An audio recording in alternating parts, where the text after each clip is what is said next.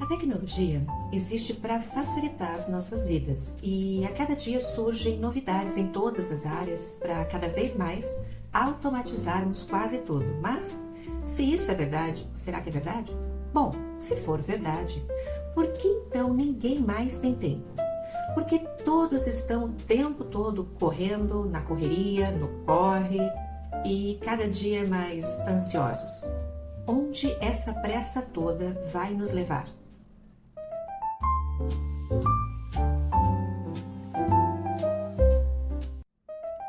Oi, para quem não me conhece, eu sou Andréa Bento, Life Coach, analista comportamental e este é o Simplifique, um canal que ajuda você a entender sua mente para simplificar a sua vida sempre de um jeito leve. E por aqui eu falo sobre comportamento, autoconhecimento, mentalidade e bem-estar.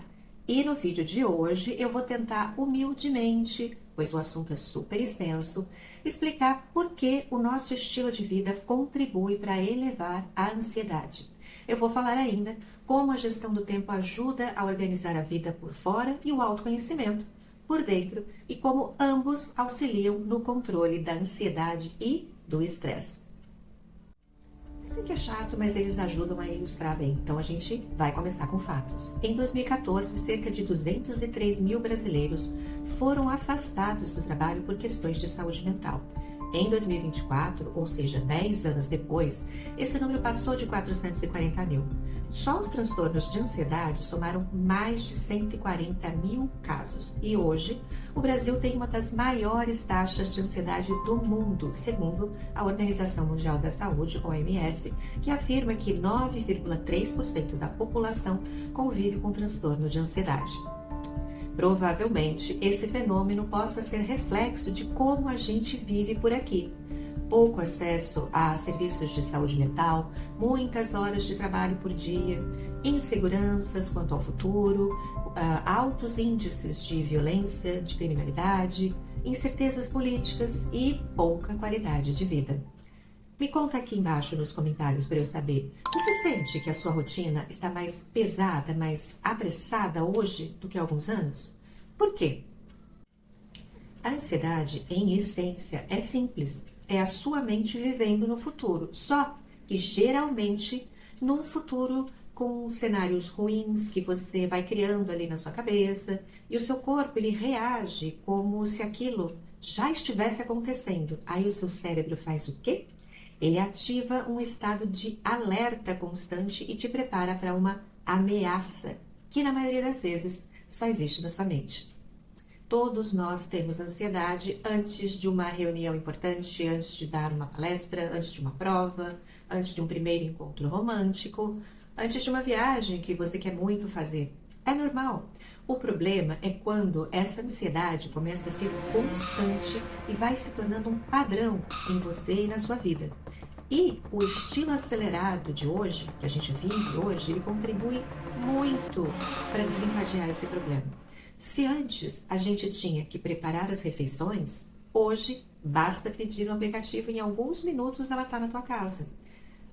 Ir a uma loja, antigamente, comprar alguma coisa era praticamente um evento. Hoje, você escolhe qualquer coisa no celular e o produto chega no mesmo dia ou em poucas horas. Eu lembro de um tempo em que a gente enviava cartas pelo correio e tinha que esperar dias até receber uma resposta. E isso se o correio não tivesse de greve.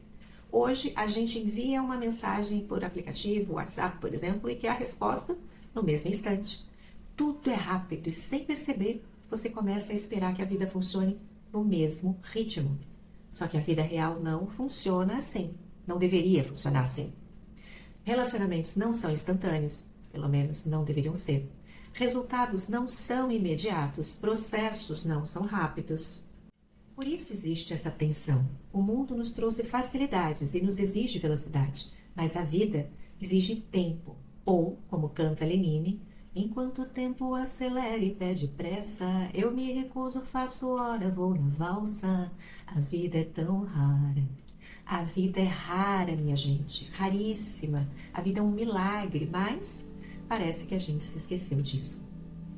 Por isso, agora eu quero te fazer refletir um pouco sobre a sua relação com o tempo. E seja honesta, honesto na sua resposta, não por mim, mas por você mesma, por você mesmo. Combinado? Então, me conta, você realmente não tem tempo ou está evitando parar? A sua agenda, ela está cheia ou só preenchida para que você não tenha tempo de olhar para dentro de si para entender seus padrões de comportamento? Você está de fato se ocupando com o que importa ou tem só se distraído com a procrastinação e a autossabotagem? Hum? Sabe por que eu faço essas perguntas? Porque talvez quando você afirma que não tem tempo, lá no fundo você está dizendo: eu não quero lidar com isso agora.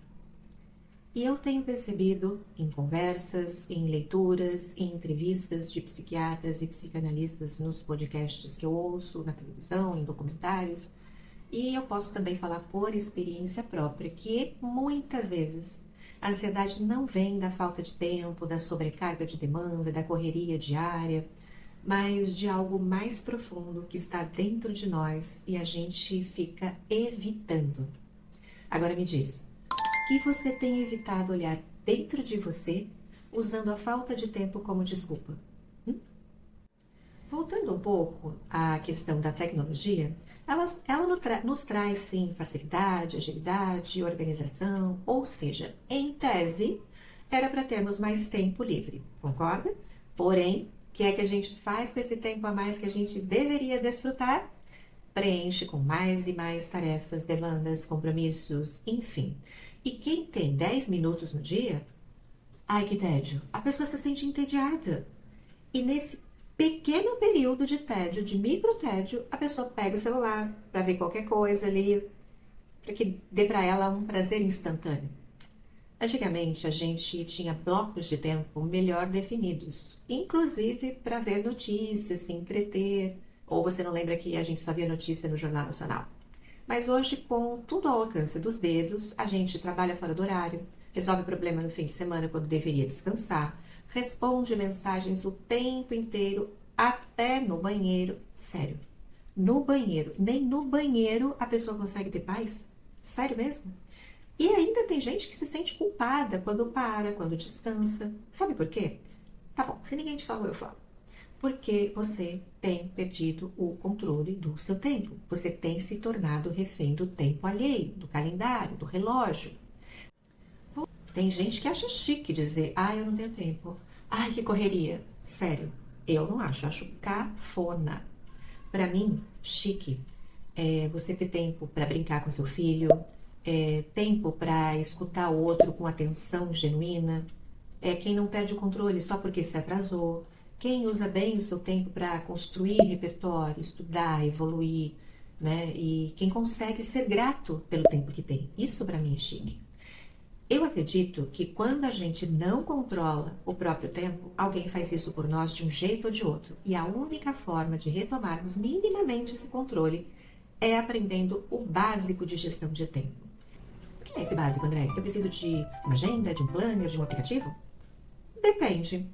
Se você já tem o hábito de usar algumas dessas ferramentas, ok, continua. Se você não tem e está começando agora a gerenciar o seu tempo, pensando em gerenciar o seu tempo, a minha sugestão é que você use o Google Agenda, que é super completo, ou o bom e velho caderno mesmo, né? Mas mais importante do que a ferramenta é você aprender a organizar o seu tempo de um modo que isso te ajude a diminuir a ansiedade gerada pela sobrecarga de demandas. Nesse sentido, a minha sugestão é que ao montar a sua agenda semanal, você se lembre de priorizar, pois nem tudo é urgente, de fazer pausas mentais, não só físicas, porque o seu cérebro cansa mais do que o seu corpo. Então, alguns minutos longe das telas, algumas respirações profundas, isso já vai te ajudar a desacelerar bastante. Lembra também de colocar limites, aprenda a dizer não e de reservar um tempo na semana para você, seu autocuidado físico, mental, emocional, espiritual. Porque por mais que a sua rotina seja caótica, se ela não comporta você entre todas as demandas, tem algo muito errado aí que precisa ser avaliado. Andréia, mas como é que eu faço para organizar minimamente o meu dia? Bom, existem inúmeras estratégias e técnicas, mas eu prefiro que você crie o seu método, porque só você conhece a sua rotina, só você sabe o que é importante, urgente, circunstancial na sua vida. o que precisa ser feito por você ou que você pode delegar, percebe? Eu sei que muita gente entra nos vídeos aqui do YouTube esperando uma receitinha de bolo, uma fórmula mágica, mas aqui não tem isso não. Porque aqui eu estimulo você a colocar a cachola para funcionar, deixar o GPT de lado e colocar a mão na massa para praticar. Por isso, eu vou dar apenas alguns direcionamentos, mas a estratégia quem vai definir é você. Combinado? Bom, vamos lá. Procure organizar o seu dia na noite anterior. Isso ajuda você a acordar com calma, sabendo o que vem pela frente, né? Busque também fazer pequenas pausas ao longo do dia. E não fica rolando o celular nesse tempo, por favor. Mas parar de verdade, tá? Respirar, tomar um chá, um café, dar uma caminhada em casa ou no escritório, nem que seja 5 minutos. Já tá valendo, tá? Defina também períodos para o trabalho, para a família, para o lazer, para você e procure não deixar que um tempo invada o da outra atividade, do outro momento. Aprenda a dizer não e a delegar. Isso ajuda na questão de impor limites. Aprenda também a praticar o silêncio, por mais desconfortável que seja no início, porque isso vai te ajudar a diminuir a sua ansiedade. Comece com 3 minutos, 3 minutinhos. Vai aumentando conforme for se acostumando. Acredite aqui na titia Déia. A sua mente precisa de mais descanso que o seu corpo. Contudo, caso a ansiedade esteja constante, né, esteja afetando o seu trabalho, a sua vida, por favor, procure ajuda profissional, de um psicólogo, um psiquiatra, um psicanalista, mas cuide de você, porque a ansiedade não tratada pode desencadear uma depressão, e isso é muito, muito sério. Agora me diz uma coisa, você pode tirar, o que você pode tirar da sua rotina essa semana para respirar melhor? Eu tenho certeza que se você pensar direitinho, vai tirar ali umas 4, 5 ou até mais tarefas ou demandas que não fazem sentido ou nem são suas de verdade. Dá uma olhada na sua agenda. Não é porque a gente normalizou a pressa e a velocidade das coisas que elas são normais. Comuns, sim. Normais, de jeito nenhum. De verdade, eu não acredito que o problema seja a percepção de que o tempo esteja passando rápido demais. Mas nós estamos passando da forma errada por ele. Eu acredito muito num ditado popular que diz que a pressa é inimiga da perfeição. Porque, para mim, sinônimo de perfeição é Deus. E quanto mais pressa a gente tem na vida, mais distante a gente fica dele. Já pensou nisso? Eu espero que você tenha gostado do conteúdo e que comece a usar com inteligência o seu tempo. E a olhar para você com mais carinho, com mais compaixão, né? Tirar um tempo para você respirar quando sentir a ansiedade bater um pouquinho mais forte. Um beijo. Até o próximo Simplifique. Tchau!